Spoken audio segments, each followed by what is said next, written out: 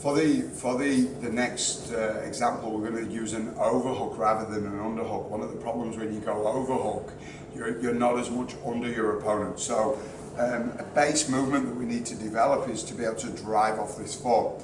When the person's more a distance, it's very hard to actually bring them out of their base. So as we sit to the side, it's very important that we teach to go active toes on this bottom foot so we can grip the floor, and that takes my hip out to the side. Look. So as we drop down to the side, these toes become active and they drive the hip out to the side.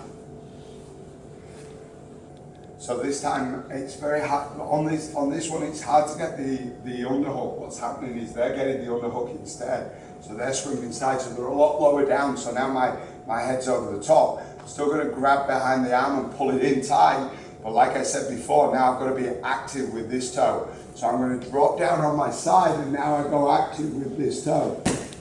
And now I can come over to the side. With this one, it's not as bad as the first one. There's a lot less momentum in the sweep. So you can actually transfer to the mount with this one.